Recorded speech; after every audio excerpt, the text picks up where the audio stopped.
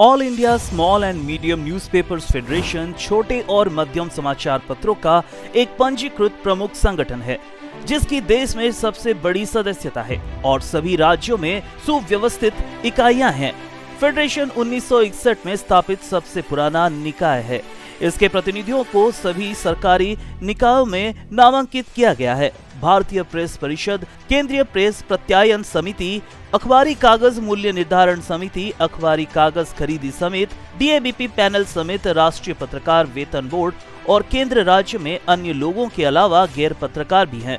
Federation छोटे और मध्यम अखबारों के न्यायोचित हितों के लिए विभिन्न क्षेत्रों से उन्हें राहत दिलाने के लिए संघर्ष कर रहा है। फेडरेशन सरकार से गुहार लगा रहा है भारत और राज्य सरकारें विज्ञापन दरों और विज्ञापनों की मात्रा में वृद्धि के लिए। ये बताने की आवश्यकता नहीं है कि छोटे और मध्यम समाचार पत्र एक हैं और प्रभावी माध्यम हैं, जो छोटे छोटे गांव कस्बों तक पहुंचते हैं, लोगों को सही दृष्टिकोण से शिक्षित और प्रशिक्षित भी करते हैं। छोटे और मध्यम समाचार। भारत सरकार को अपनी विज्ञापन बजट का 75% तक छोटे और मध्यम समाचार पत्रों को विज्ञापन जारी करना चाहिए। लगभग 2 दशक पहले छोटे और मध्यम समाचार पत्रों की कोई पहचान नहीं थी। लोग उन्हें गंभीरता से नहीं लेते थे, जिसका कारण उनकी प्रसार संख्या कम थी। लेकिन दिल से दिल तक ये एक बड़ी ताकत थी, क्योंकि छोटे और मध्यम समाचार पत्र लोक संख्या में बहुसंख्यक थे और उनकी संयुक्त प्रसार संख्या बड़े समाचार पत्रों से अधिक है और बड़े समाचार पत्रों की संख्या मुश्किल से 100 है। बड़े शहरों या राज्यों की राजधानी से निकलने वाले छोटे और मझौले अखबार नहीं है। सर्वेक्षण के अनुसार 80% आबादी अपनी जानकारी के लिए छोटे और मध्यम समाचार पत्रों पर निर्भर है। श्री हरभजन सिंह ने फेडरेशन में अपना जीवन लगा दिया था और अपनी कीमत पर सरकार के साथ उनके उचित मुद्दों के लिए जोरदार लड़ाई भी लड़ी थी। सरकार के खिलाफ कई आंदोलन में वाजिब अधिकार और हमेशा सबसे आगे थे श्री हरभजन सिंह।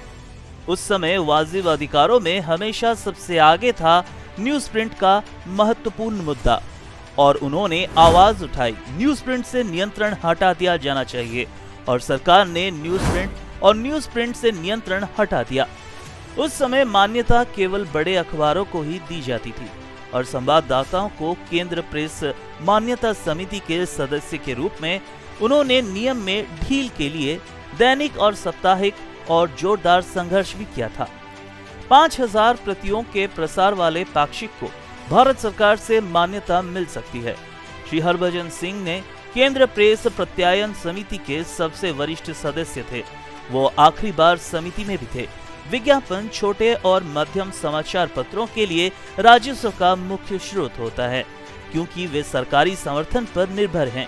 उन्होंने सरकार से अनुरोध किया था कि 80% विज्ञापन छोटे और मध्यम समाचार पत्रों को दिए जाने चाहिए। श्री हरभजन सिंह का राष्ट्र के नेताओं के साथ राजनीतिक हलकों में हमेशा एक दुर्लभ संबंध रहा है।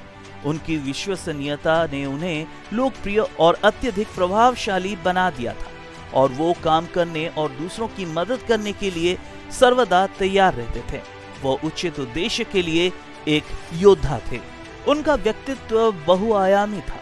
सामाजिक कार्यकर्ता, शिक्षाविद, साहित्यकार और पत्रकार के साथ साथ वो एक गतिशील व्यक्ति थे और अपनी विविध और बहुआयामी गुणों और गतिविधियों के साथ वो सर्वोत्कृष्ट थे।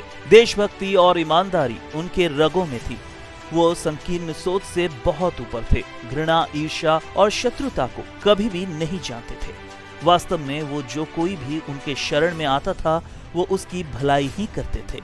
श्री हरभजन सिंह ने छोटे और मध्यम समाचार पत्रों की समस्याओं को महसूस किया और अखिल भारतीय लघु और मध्यम समाचार पत्र महासंघ की स्थापना की, जो पिछले 4 दशकों में एक प्रभावशाली निकाय बन गया है।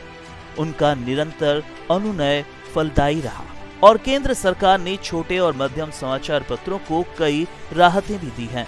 साथ ही केंद्रीय और राज्य मीडिया निकायों में छोटे और मध्यम समाचार पत्रों को प्रतिनिधित्व भी प्रदान किया है।